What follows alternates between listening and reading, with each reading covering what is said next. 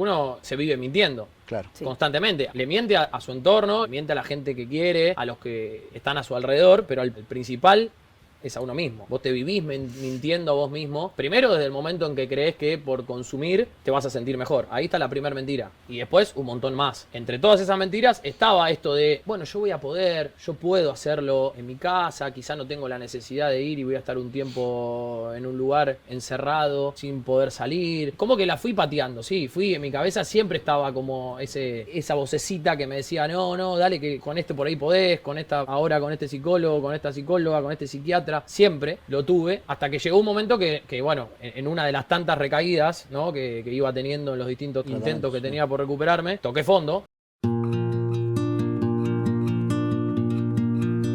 On me dit que nos vies ne valent pas grand-chose, elles passent en un instant comme fanent les roses. On me dit que le temps qui glisse est un salaud, que de nos chagrins il s'en fait des manteaux. Pourtant quelqu'un m'a dit que tu m'aimes encore. C'est quelqu'un qui m'a dit que tu m'aimes encore. Serait-ce possible alors? Tenemos que prevenir el dengue. En la provincia de Buenos Aires la prevención es todo el año y ahora también te podés vacunar. Ingresá a la web y conoce más. Gobierno de la provincia de Buenos Aires. Bueno, muy buenas tardes, bienvenidos a Alguien me dijo. Soy Gonzalo Ochoa Martínez, hoy estoy reemplazando a la querida Ana Ortiz, a la que le mando un beso muy grande. Nos están viendo por Infocielo Play, nos están escuchando por La Cielo, un saludo a todos nuestros oyentes. Y hoy tenemos una historia interesante y un tema bastante profundo que un poco nos atraviesa a todos, o que nos puede llegar a atravesar a todos, como es el caso del consumo problemático. Estamos con Nicolás Gracino, periodista, ex y Grupo Cielo. ¿Cómo andas, Gonza? ¿Todo bien? Bien, gracias por la invitación. No, gracias por venir. Y con Paula Costantini, Sí, buenas que es psicóloga y directora técnica de la Fundación Darse Cuenta, que trabajan con consumo problemático, Sí. justamente. Bueno, Nico, ¿cómo te animaste? O sea, ¿te tuviste que animar a contar, a ser referente? Porque a mí lo que me sorprende es que se haya roto, de cierta forma, o hayas roto, ese tabú que hay sobre de hablar en primera persona, porque siempre se habló de los consumos problemáticos, Sí. en su momento de adicciones, de vicios. Sin embargo, en primera persona, sos uno de los pocos o de los primeros que lo cuentan.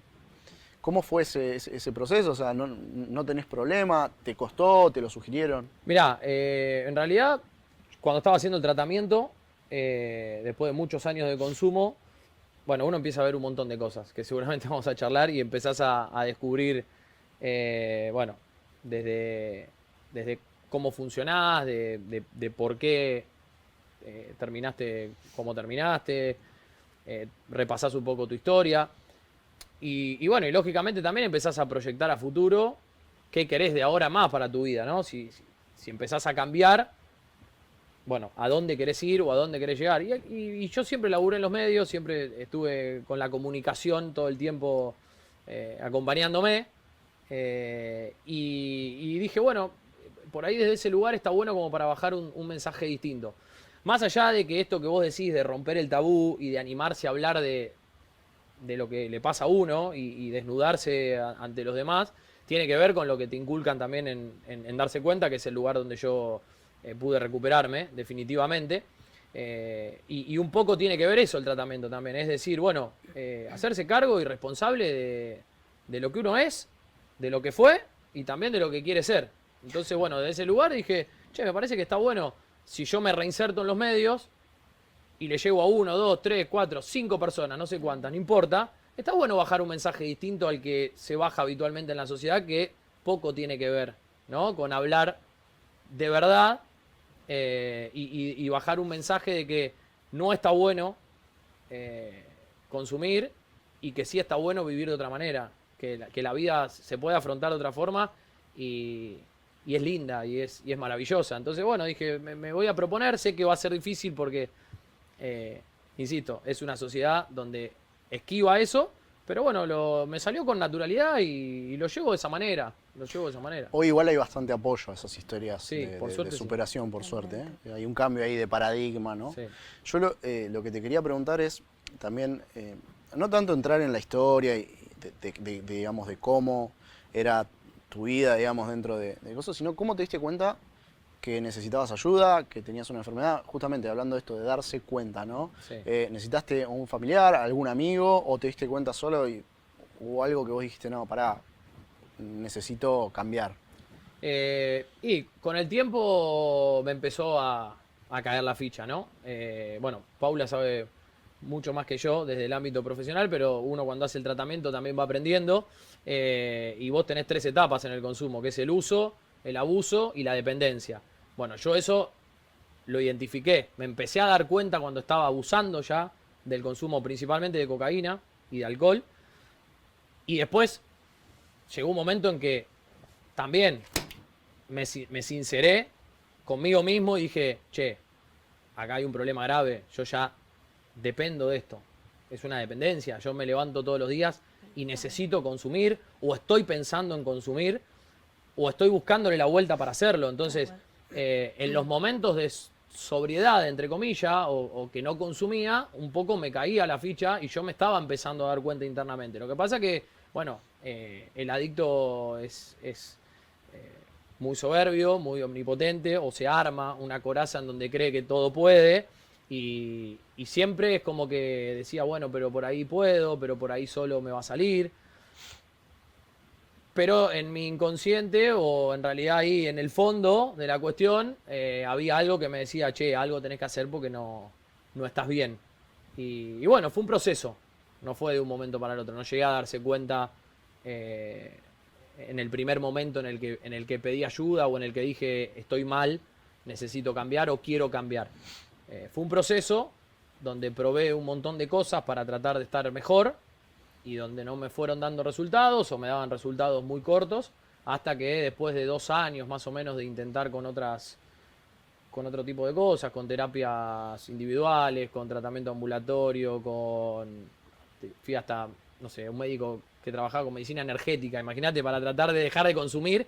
Me faltó tomarme un cohete volador a la luna, si me decían que tenía que ir, y por ahí lo hacía, pero nada, en el fondo yo sabía que me tenía que internar, que el tratamiento de internación era, me parece, la salida más viable. Y bueno, me fui chocando muchas veces contra la pared hasta que en un momento con mi familia decidimos dar el paso. En realidad lo terminé decidiendo yo, pero obviamente mi familia me dio un poquito la mano como para acompañarme a que lo haga. Y bueno, terminé tomando la decisión que para mí, y yo siempre lo digo, fue la mejor decisión de mi vida. Haber ido a internarme, pero sobre todo a darse cuenta. Porque ahí encontré las herramientas que por ahí no encontré en todos los lugares anteriores. Y Paula, bienvenida. Lo que te quería preguntar ¿es lo más difícil darse cuenta para el adicto, para la persona que está enferma? Sí, es difícil darse cuenta porque en realidad las sustancias, sobre todo la cocaína, les gusta, da mucho placer. Entonces el cerebro se va acostumbrando a vivir, digamos, con el placer que le generan las sustancias. Entonces después, cuando vos tenés que dejar eso, queda como un vacío donde, bueno, ahí el adicto tiene que ver qué hace con ese vacío. Lo ideal es que quede vacío. Pero si no, se intenta que vos encuentres otro tipo de placeres y satisfacciones en la vida, que son placeres más sanos, como para poder sobrellevar, pero sí es difícil porque generalmente hasta que no tocan fondo o hasta que no empiezan a perder cosas, es muy difícil que el adicto se dé cuenta. Por eso es muy importante el trabajo de la familia, la mirada de la familia. Yo siempre digo que al adicto hay que incomodarlo para que pueda empezarle a hacerle ruido su adicción. Si no le hace ruido, no va a hacer nada con eso. Claro. ¿Y qué es lo primero que hacen cuando reciben a alguien? ¿Cómo es el proceso de orientar a alguien que por ahí llega y dice, bueno, tengo un problema, digamos, le sugieren una internación o cada abordaje es distinto? Cada abordaje es distinto. se hace una entrevista con la familia donde se explica la modalidad del tratamiento y ahí también un poco vas indagando el tipo de vínculo que tiene esta persona con la sustancia. También es importante saber la edad que tiene y qué acompañamiento familiar. Tal vez si llega un chico que tiene entre 16 y 18 años, que hace 2 o 3 años que está en consumo y tiene la posibilidad de que su familia lo acompañe, bueno, la propuesta es un ambulatorio. Hoy la tendencia mundial es a ambulatorios. Lo que pasa es que la internación es realmente importante en determinados contextos. Alguien que no está pudiendo parar o que no tiene contención o que realmente, hoy decía Nico, yo me levantaba pensando en drogarme. Bueno, cuando ya estás en esa instancia donde toda tu vida gira en torno a la sustancia, que estás en una adicción, realmente se necesita una internación para parar. Para contener. Nosotros en la internación lo que hacemos es trabajar mucho con la persona, o sea, no es solo dejar la sustancia. El dejar la sustancia es algo, te diría, hasta complementario del tratamiento. El tratamiento apunta a que ellos se puedan conocer, que descubran qué pasó en su vida, por qué llegaron a lo que llegaron, que haya todo un trabajo con la familia, donde la familia también genere cambios, que aprendan a quererse, a amarse, a valorarse, a encontrar vivir la vida de una manera linda, sin necesidad de ningún tipo de sustancias psicoactivas. Es importante que el adicto incorpore cambios, estilos de vida nuevos, conductas nuevas, que haga actividades deportivas, que haga actividades artísticas, que tenga un nuevo círculo de amistades. Se trabaja con todo eso, si no, no es fácil dejar. Por ahí hay muchas veces como una cuestión de, digamos, no me sale no es tabú la palabra, sino más bien como prejuicio, de decir, no, rehabilitación es como, digamos, una clínica de sanidad mental, y decís, Nico, ¿te costó eso, digamos, romper eso? ¿Te pasaba eso? ¿O dijiste, no, bueno, ya está, me contabas recién, probaste un montón de métodos, fue como, bueno, está bien, lo acepto, tengo que hacer rehabilitación, pero lo dejé para lo último porque no quería saber nada, o realmente, no sé, ¿cómo fue ese proceso? Y había miedo. Perdón, porque uno lo ve, viste, Sí. como esto de la cuestión del rockstar que va a rehabilitación, bueno, la canción de Amy Winehouse. Sí. Digo, como que hay toda una cierta construcción social que quizás no es así, o después uno entiende que no es así, que es, digamos, hablando a la distancia, pero es una enfermedad, es como otros tratamientos Sí. de salud, Sí, totalmente. con otras dolencias más, no sé, aceptadas. No quiero decir normales, pero Sí. se entiende, ¿no? El punto. Sí. A ver, a mí lo que me pasó fue que primero quería dejarlo para el final porque obviamente uno, en cierta forma, y ahí sí inconscientemente, quiere seguir ligado, ¿no? Y quiere tener esa posibilidad de, bueno, cruzo la puerta y la tengo ahí, la tengo cerca. Sí, perdón que Sí. vaya, que sea chabacano, pero se hace el boludo uno, ¿no? Claro, Con eso. obviamente, uno se vive mintiendo Claro. Sí. constantemente. Le miente a su entorno, le miente a la gente que quiere, a los que están a su alrededor, pero al principal es a uno mismo. Vos te vivís mintiendo a vos mismo, primero desde el momento en que crees que por consumir te vas a sentir mejor. Ahí está la primera mentira, la primera. Y después un montón más. Entre todas esas mentiras estaba esto de, bueno, yo puedo hacerlo en mi casa, quizá no tengo la necesidad de ir y voy a estar un tiempo en un lugar encerrado, sin poder salir. Como que la fui pateando, sí, en mi cabeza siempre estaba como esa vocecita que me decía, no, dale que con este por ahí podés, ahora con este psicólogo, con esta psicóloga, con este psiquiatra, siempre lo tuve. Hasta que llegó un momento que bueno, en una de las tantas recaídas, ¿no? que iba teniendo en los distintos intentos que tenía por recuperarme, toqué fondo porque me vi en una situación en la que no me gustaba, en la que me encontré prácticamente perdiendo todo tipo de dignidad, de amor propio, y dije, si yo sigo en este camino me muero. Un día no la cuento, entonces, ya está, ¿qué me queda? La última alternativa, la que no probé todavía, es la internación. Y bueno, voy. Sí fui con algún miedo, porque obviamente uno que está afuera, ¿qué piensa? Y voy a estar con un montón de gente que no conozco. Mirá si me quieren pelear, si me tengo que... ¿Viste? Está esa fantasía tipo cárcel o no sé, Instituto uno de piensa que va a ir a menores. un pabellón o que está en un instituto de menores, y no tiene nada que ver. Después vos entrás y no tiene nada que ver con todo eso, pero obviamente estaba en la cabeza. Me acuerdo el primer día que llegué y empecé a caminar y era un mundo de gente, la quinta, yo tuve la internación en Hornos 1, en 66 y 147, no, perdón, en 60 y 66, 167. 60 y 167, y cuando llego, era un mundo de gente, había un montón de pibes caminando, Sí. que iban, que venían, y yo caminaba entre medio y digo, ¿y acá qué hago? Pero bueno, al rato, te diría que a la media hora, a los 40 minutos ya te das cuenta que todo lo que vos pensabas y todo ese prejuicio que tenías Sí. en la cabeza es un mundo totalmente distinto. Te reciben con un montón de amabilidad, te cobijan, vienen los que ya tienen mucho tiempo de tratamiento y se sientan al Sí. lado tuyo y te dicen, quédate tranquilo, vas a estar bien, yo hace tantos meses que estoy y mirá cómo estoy. Entonces ahí vos ya empezás como a decir, bueno, te sentís contenido. Y eso es fundamental para todo el tratamiento. Porque vos en el tratamiento después empezás a atravesar un montón de cosas. Esto que decía Paula, de encontrarte con vos mismo y de trabajar un montón de cosas internas tuyas que nunca quisiste trabajar y que por eso las tapaste, consumiendo. Ahí adentro no hay consumo. Y todas esas cosas que vos tenés adentro y que nunca laburaste en tu vida, empiezan a florecer, empiezan a salir. Obviamente con la ayuda de la psicóloga, de los operadores, que te lo hacen ver también. Y ahí es donde vos necesitas también contención y estar en grupo y estar acompañado por otros compañeros que ya pasaron por ese momento que vos estás pasando, está bueno porque te dan la posibilidad de sentirte acompañado y bueno, para mí es fundamental. ¿Cómo es un centro de internación? Vos decías es una quinta, es un lugar donde hay, me imagino obviamente, habitaciones para que puedan dormir, salas comunes, digamos, hotelería como en casi todo, digamos, centro médico.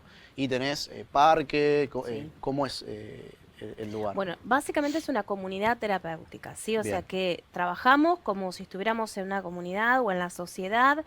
En este caso es una internación solo para varones, donde los chicos viven ahí. Entonces, vos hacés lo que cotidianamente harías en tu casa. No se rompe el vínculo social, digamos. Sí, se rompe en Ok. parte durante, 6 meses ahora por ley de salud mental. Los chicos tienen visita una vez a la semana de su familia y 2 veces por semana los que tienen pareja. Sí están en contacto, a veces hacen llamadas virtuales o se saludan para determinados eventos, sí. Pero bueno, hacen lo que haríamos cualquiera en casa, de levantarse, higienizarse, desayunás, te preparás, ellos cocinan, tienen panadería y huerta, hay un sector de animales, vienen muchos talleres, 2 centros de formación que dan talleres, así que los chicos también se capacitan ahí adentro. Es un espacio muy contenido desde lo que es la parte terapéutica, es psicólogo individual, grupal, hacemos grupo con la familia. Nosotros trabajamos mucho con el abrazo, el afecto, la contención, con lo cual imagínate lo que fue esto en pandemia, el no poder tocar, o sea, vos, un paciente que sale desarmado del espacio de terapia porque habló cosas que realmente le dolieron o lo angustiaron y que antes eso lo tapaban con la sustancia, porque la sustancia básicamente es un anestésico, no podías contenerlo desde el abrazo. Entonces fue muy difícil trabajar, se pudo, se logró, pero fue muy difícil porque nosotros trabajamos con el abrazo, la contención, sentate, contame, ¿tenés ganas de consumir? Un té de tilo, un pedacito de dulce membrillo y contame qué te pasa. Así que es un espacio donde hay mucho amor, mucha tranquilidad, donde más allá de lo doloroso que tenga, tiene mucha esperanza el lugar. Mucha Sí. esperanza. Sí, coincido. Perdón, sí. Y esto que vos decías de lo social, ¿no? Que para mí el aislamiento Sí. es fundamental. Por lo menos desde mi experiencia, porque yo antes de llegar a darse cuenta, iba y por ahí trabajaba algo en terapia.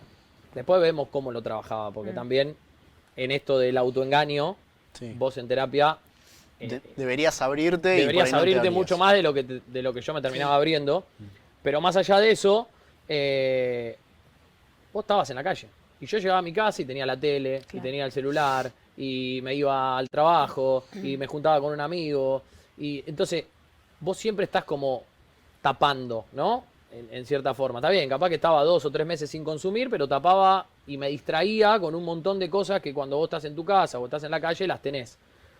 Ni hablar de que también tenés la sustancia en la esquina. Claro. Vos estás en la calle y el día que tuviste ganas de consumir y no lo podés frenar, te vas y la conseguís. Estando ahí adentro, eso ya no lo tenés, esa posibilidad. Y segundo, no te distraes con todas estas cosas que te nombré recién. Entonces vos estás centrado en lo que tenés que hacer ahí adentro y te empezás a encontrar con todos los sentimientos que aparecen, que son los que después en definitiva te van a servir para conocerte mejor y para funcionar de otra manera. Y no acudir al consumo. ¿Es clave esa desconexión? Digamos, Para mí sí. Es central. Es importante aislar al adicto del medio que lo rodeaba. Si vos no trabajás en aislar al adicto y, bueno, dejar que se siga juntando con la gente que se juntaba, la realidad es que si vos lo dejás con la billetera llena con plata o con el celular, lo que va a hacer es ir a comprar o pedir. ¿Por qué? Y porque, bueno, hoy hay deliveries, porque por ahí se tienta y tiene, tal vez no consume cocaína, pero bueno, tiene ganas de tomar una cerveza. Entonces va y se compra una cerveza y eso lo va a llevar después a consumir cocaína. Entonces, al principio es importante tener un aislamiento de todo lo que antes solía frecuentar. A mí me pasó eso. Lo ¿Qué? que cuenta Paula me pasó. Por ejemplo, cuando arranqué, que yo me sincero en mi casa y hablo con mi familia y digo, che, tengo un problema, me está pasando esto. Empecé a trabajar como una especie de ambulatorio. Claro. Después empecé a trabajar con una psicóloga. Pero claro, que mi cabeza cómo funcionaba yo, lo que tengo que dejar es la cocaína. Que es la que me hace mal, es la que me hace daño, es la que me hace desaparecer 3 días. ¿Por qué no me voy a tomar una cerveza? ¿Por qué no me voy a tomar un vino si salgo a comer con un amigo? Y a mí me sirvieron esos 2 años, antes de llegar a darse cuenta, para derribar todos esos mitos que tiene el adicto también. Te tomabas un vino y después... Que me tomo una cerveza y no pasa nada. No, yo lo comprobé en primera persona. Yo me tomaba la cerveza y me la pegaba en la frente con todo lo que te podías imaginar. Y hasta incluso una vez, yo nunca fui de consumir marihuana o consumía muy esporádico. La verdad que no fue una droga que me... No es la puerta de entrada como muchos No me dicen. atraía, entonces la verdad no estaba dentro de las de cabecera mía, sí, la cocaína y el alcohol. Pero en algún momento, hasta en esos 2 años anteriores, mi cabeza dijo, bueno, no tomo más cocaína, pero voy a probar, a ver qué pasa. ¿Viste esto que está estipulado socialmente, que para mí es una aberración? Me fumo un porrito para relajar. Mentira. Primero, que no te relaja nada. Segundo, que te hace mierda. Quizá no tan rápido como la cocaína, pero de la misma forma. Y tercero, que igual me llevó. Claro. Terminó siendo el hilo conductor. Entonces, yo en esos 2 años siempre digo, agradezco haber hecho todo lo que hice, porque también llegué a darse cuenta con un montón de mitos derribados. Yo sabía que tenía que ir por todo. Que la adicción es una enfermedad emocional y psicológica y que no tiene que ver simplemente con la sustancia. Entonces, era limpiar todo, ir por todo, trabajar conmigo y salir totalmente renovado. Que es hasta el día de hoy, que hace 9 años que no Vos consumo. estuviste con la ley anterior. ¿Cómo es con la ley nueva de salud mental? Y es más difícil trabajar con la Es más nueva difícil. ley, básicamente porque los tiempos son muy cortos, 6 meses de internación y después continúa la etapa de reinserción social u hospital de día, donde ya la persona vuelve a su casa y empieza otra vez con todo una serie de situaciones donde, bueno, empieza a frecuentar tal vez la calle o, bueno, los problemas en casa siguen estando. Entonces, la realidad que hoy es muy difícil. Hay mucha recaída, mucha reincidencia, porque no logran en 6 meses trabajar con la abstinencia psicológica. Tal vez vos podés trabajar con la abstinencia física, que es la de que tu cuerpo necesita la sustancia, porque la sustancia generó tolerancia y, bueno, fue generando dependencia. Pero la abstinencia psicológica es muy difícil, porque es la que vos necesitas de la sustancia y no ya tu cuerpo, tu cabeza necesita eso que te daba antes la sustancia. Y eso no es fácil, eso es una de las que más tarda en ¿Pasa lo trabajarse. mismo con todas las sustancias o es algo que específicamente de drogas como la cocaína o, bueno, marihuana? Mira, no sé, la éxtasis? cocaína es altamente adictiva, Claro. pero la realidad es que todas las sustancias generan dependencia, inclusive la marihuana, aunque digan que no. Esta persona que necesita, como decía Nico, todas las noches fumarse un porro para descansar o para relajarse, y si no lo tiene, no lo puede lograr, está en una dependencia con la sustancia. La sustancia funcional Sin sustancia no me relajo, sin esa marihuana no me relajo. Bueno, entonces, si bien es real que hay sustancias que son más adictivas que otras, como por ejemplo la cocaína o los opios, el punto es que todas afectan el cerebro, que todas generan dependencia, que todas tienen un deterioro orgánico, no solo orgánico, sino también social, en lo laboral, en lo familiar. De hecho, cuando hablamos de consumo problemático, cuando ya aquel vínculo que vos tengas, no solo con una sustancia, puede ser un juego, puede ser una persona, puede ser el trabajo, empieza a invadir tu vida, empieza a invadir tu tiempo, tu espacio, tu economía, invertís mucho tiempo para estar con eso, no solo con la sustancia, te aislás, preferís, no sé, quedarte viendo Netflix que en vez de ir a un cumpleaños, o gastás mucho dinero y vas a trabajar al otro día cansado o dormido porque te quedaste muchas horas con eso. Bueno, ya estamos hablando de consumo problemático. Bien. Hoy Nicolás hablaba de uso, abuso y adicción. Cuando estamos hablando de uso, estamos también ya hablando de consumo problemático. Bien. O sea que no hay que llegar a la adicción para que sea un problema el No. consumo. Exacto, no es necesario llegar a la adicción. Cuando invertís mucho tiempo, dinero, cuando la sustancia o el objeto se hace funcional a tu vida, que lo necesitas ya estamos en problemas.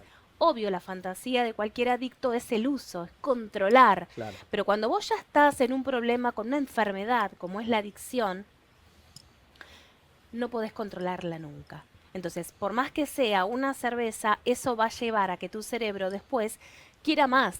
Vos no podés frenar, porque el adicto no puede poner límites. Entonces, el trabajo básicamente es justamente aislar de todo, sacar todo tipo de sustancias psicoactivas y trabajar con el límite, con cualquier cosa que te vincules. Pero lo ideal es sin ningún tipo de sustancia psicoactiva. ¿Qué llamamos sustancia psicoactiva? Alcohol, todas las drogas ilegales, los psicofármacos, porque activan el normal funcionamiento del cerebro. Por eso se les dice psicoactivas. Bien. Pensás distinto, actúas distinto y manejás la vida de manera distinta. O sea que vos entrás en rehabilitación y después de todo el proceso, no es que quedás, como pasa con algunos tratamientos psiquiátricos, digo que no es un cuestionamiento, simplemente se quedás con un tratamiento farmacológico, ¿o sí? No, no es un tratamiento psiquiátrico. Bien. Justamente Es una buena aclaración. es una diferencia importante porque lo que se estila es internar al adicto en clínicas psiquiátricas. La verdad que el psiquiátrico a veces es necesario para la urgencia, la emergencia, la abstinencia, o si un paciente está tal vez muy excitado psicomotrizmente o muy irritable, entonces sí. Pero no todos los pacientes arrancan tomando medicación. A veces es importante porque aquel que es adicto solamente al alcohol o a los opios sí necesita medicación para trabajar la abstinencia física porque es muy fuerte. Hoy en día estamos teniendo muchísimo consumo de crack, pero muchísimo, cada vez más, es terrible, que genera un deterioro y una adicción increíble y también necesitas medicación.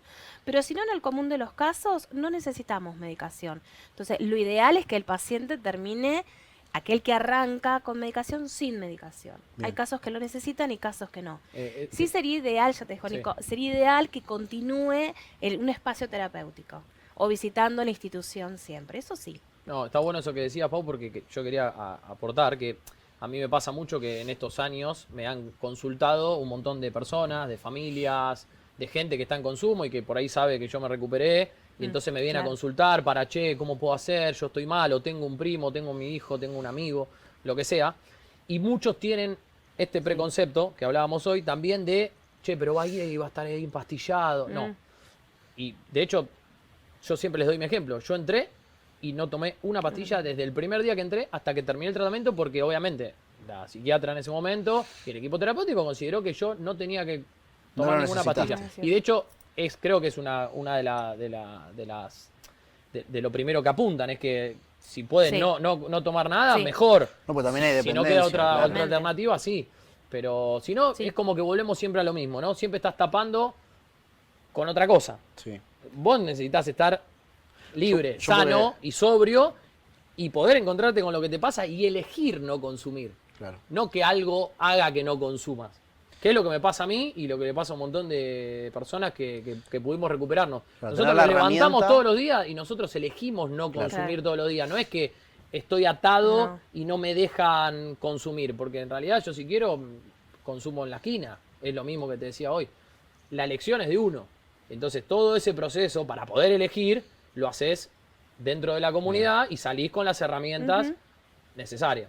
Está bueno esto que decís también y está bueno romper esos tabúes, esos mitos por ahí que hay.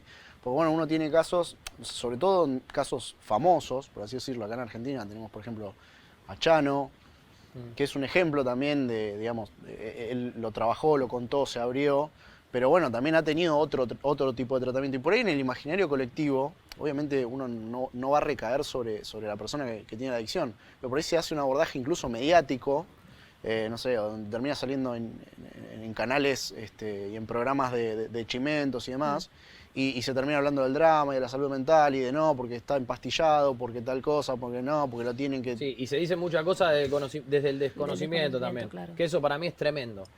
Sí. Todos los casos que se han hecho públicos de personas famosas, mediáticas, o lo que vos quieras ponerle de nombre, que se han hecho públicos, que se han tratado en los medios, muchas veces se dicen aberraciones. Claro. Por eso está bueno, y lo hablábamos con Pau antes de venir acá hace unos días, de que el abordaje que ustedes quieran darle es desde, bueno, bajar otro mensaje y otra línea de la que habitualmente se baja, ¿no? A romper un poco los mitos y bueno, y bajar a tierra, que es una realidad, o sea, es algo que por ahí pasa y uno tiene problemas, los problemas de salud mental, de a poco se está trabajando mucho también para romper esos tabús. Y salud mental incluye adicciones y consumos problemáticos, como incluye también, Sí. digamos, otros problemas de salud mental, como ansiedad o, bueno, depresión, que Sí, también lo que son pasa es que muchas veces queda en problemáticos. romper con el tabú, ¿no? Sí. Y poder contar tu historia. Pero también estaría bueno que quede, ¿no? Desde el lugar de bajar un mensaje que es una mierda. Claro. Que no está bueno, que no es cool, que no es copado, que no lo podés controlar, que no es que porque saliste en un boliche y estás tomando una cerveza sos más copado que si No. tomás una botella de agua. Ese mensaje también hay que bajarlo, porque a mí es el que más ruido me hace Bien. de la sociedad que vivimos hoy, ¿no? Hoy Pau decía, si vos necesitas de una sustancia para hacer algo, estás en problemas. Y yo conozco un montón de personas que no se consideran adictas, pero que te dicen, no, yo si salgo en boliche, ¿cómo no voy a tomar alcohol? ¿Y por qué no? Y ese mensaje se hace masivo. Y ese me parece que es el que hay que bajar también. Más allá de contar la historia de cada uno y decir, no, sí, podés salir a un boliche y no tomar alcohol. ¿Qué problema hay? O Claro. vos necesitas el alcohol para divertirte. Ah, sí, necesito el alcohol para divertirme. Bueno, entonces es un problema. Sí, el desafío sería aprender a vivir la vida que tenemos sin ningún tipo de sustancias, porque hoy en día estamos viviendo en una sociedad altamente consumista de todo, no solo de sustancias, y que todo el tiempo, ¿no? Inclusive desde la publicidad, nos van enchufando, utilizo este concepto porque es así, y bueno, aprender a vivir esto, ¿no? No solo sin sustancias, sino sin nada que te genere un vínculo de dependencia. Sin estar todo el tiempo taponando nuestro cerebro con estimulaciones y volver un poco bueno, yo que soy grande, a lo que fuimos a nuestra infancia, a divertirnos y reírnos, disfrutar y relajarnos de otra manera. Sí. Bueno, ya hablábamos fuera de cámara del tema de las apuestas deportivas y de todo Terrible. el consumo, digamos, que generan otro tipo de problemas, Terrible. es otro tipo de adicción, pero también es un consumo problemático. Yo, Nico, te quería preguntar sobre el después, ¿no? Porque uno por ahí dice, bueno, bárbaro, o sea, haces la rehabilitación, llega un momento que salís, ¿cómo haces para no tener recaídas? ¿Y cómo haces para que tu vida, digamos, se reconstruya? O sea, porque de cierta forma como que tenés que reconstruir.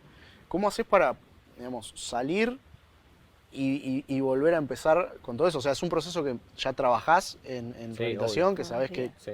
sabés con qué te vas a encontrar, y te vas con ciertas herramientas y decís, bueno, más o menos puedo, o cómo es ese volver a vincularse con la sociedad, como esto que vos decías, o sea, tenés la posibilidad de comprar en la esquina o sabés el número de un dealer. Sí, a ver, yo con el correr de los años, yo hace 7 años que terminé el tratamiento, hace 9 que no consumo. Con el correr de los años también yo fui viendo y como que fui entendiendo que, a ver, yo siempre digo, si vos encontrás algo que haga que no consumas y antes consumías, bienvenido sea y te felicito. Yo te cuento mi parte, lo que cómo logro yo a elegir todos los días hoy no consumir.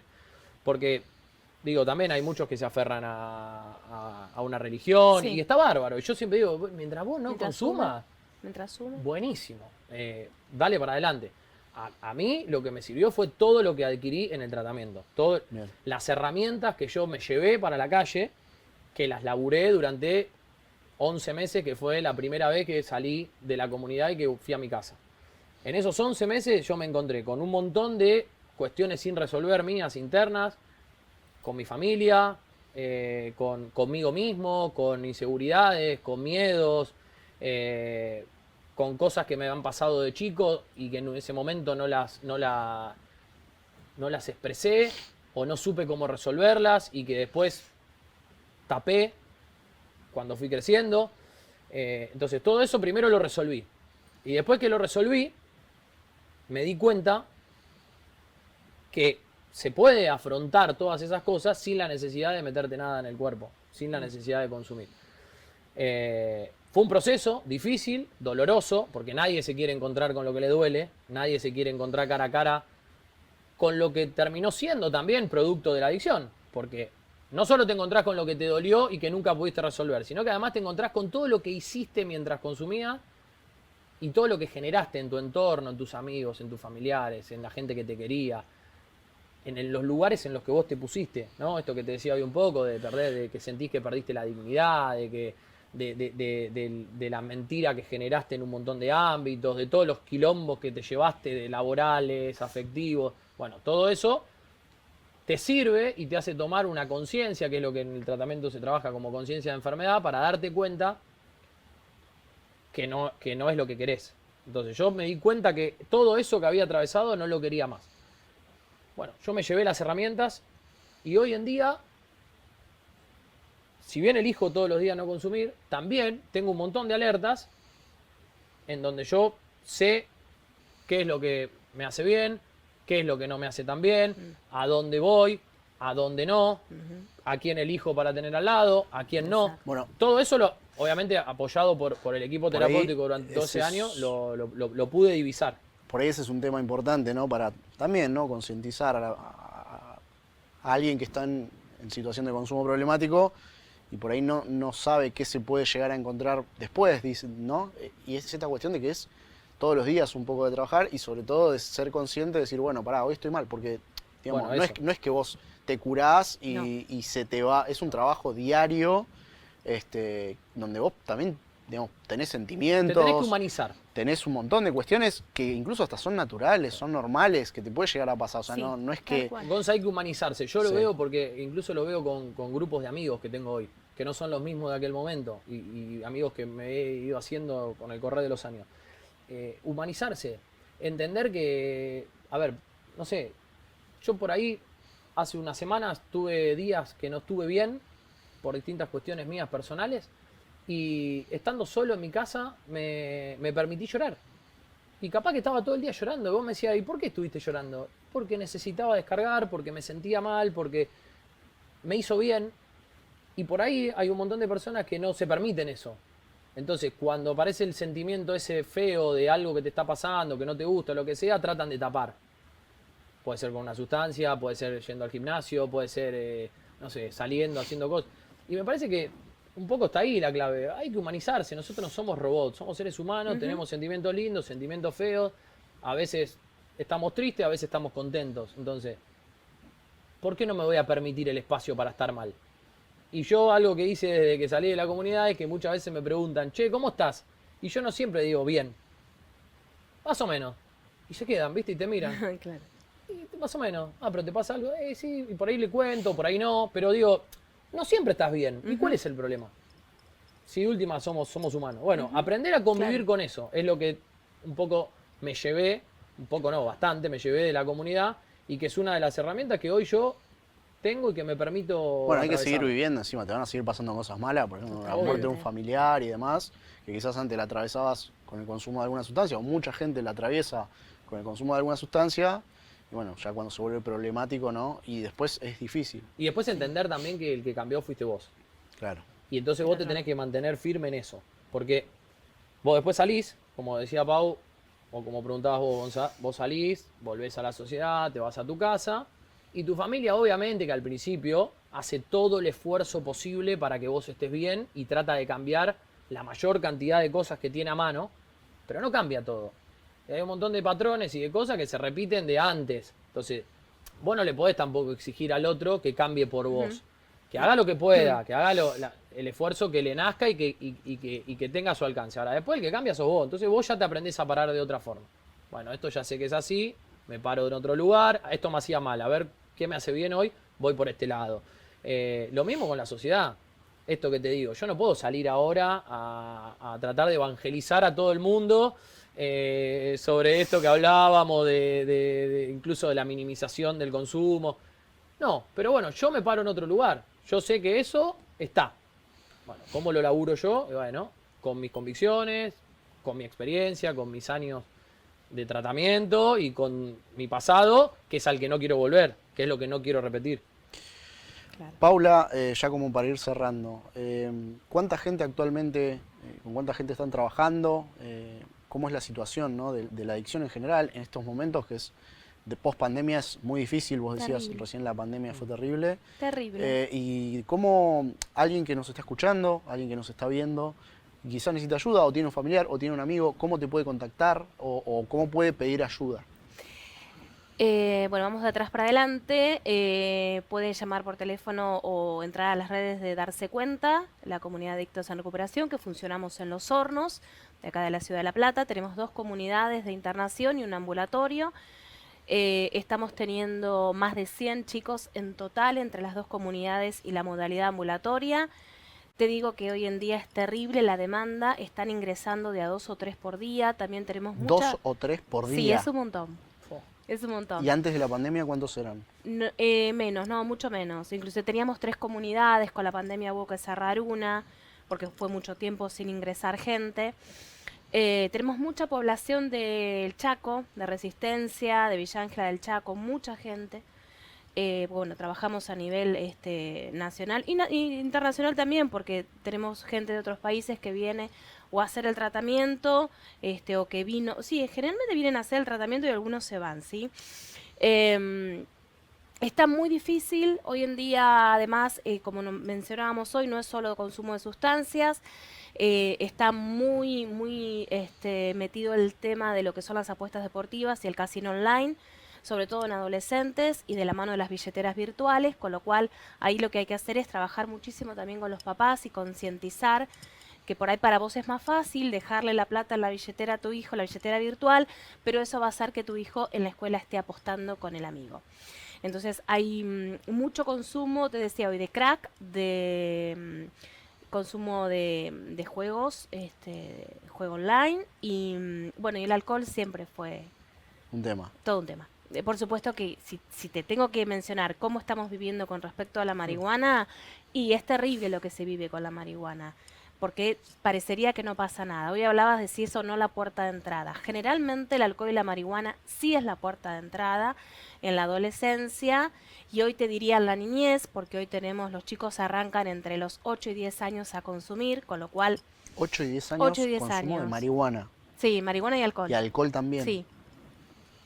Cuando yo ingresé hace 21 años a trabajar acá, el más grande tenía... Perdón, me estoy tratando de imaginar yo a los 8 años y no me imagino. Yo en mi entorno de amigos, ¿no? Porque Claro. no soy, obviamente yo puedo tener un entorno cuidado. Bueno, ahí también qué Pero hacen es los terrible. papás, ¿dónde están esos papás? ¿Dónde están los adultos? Que yo me pregunto, ¿dónde están los adultos?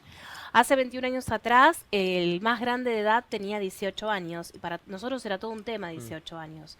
Hoy en día tenemos chicos de 15 años, y porque no queremos menores de 15. Claro. O sea, si vos para los 15 estás internado, significa que a qué edad arrancaste, entre Terrible. los 8 y 10 años. Terrible. Es un horror. Es terrible.